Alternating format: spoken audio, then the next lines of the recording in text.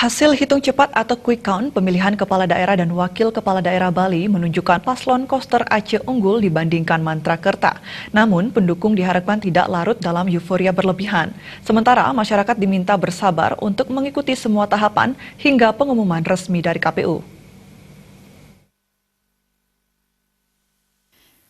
Ketua KPU Provinsi Bali, Deweka Dewiarsa Rakasandi mengatakan, pelaksanaan pemilihan gubernur dan wakil gubernur Bali kali ini berjalan dengan baik dan suasana damai terlihat di semua TPS. Namun dengan adanya hasil hitung cepat atau quick count yang menghasilkan unggulnya salah satu paslon jangan sampai membuat euforia masyarakat pendukungnya terlalu berlebihan.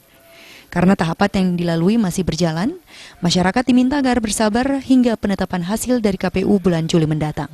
Rakasandi khawatir jika euforia yang diekspresikan terlalu berlebihan hingga disebar di media sosial malah akan memicu pertikaian antar pendukung paslon yang berimbas tidak baik terhadap pemilihan pemimpin Bali ke depan.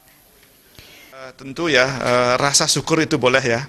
Rasa syukur kepada Ida Sang Yang Dewasa, kepada Tuhan, saya kira semua ya umat beragama tentu memiliki kesempatan yang sama untuk menyatakan rasa syukurnya.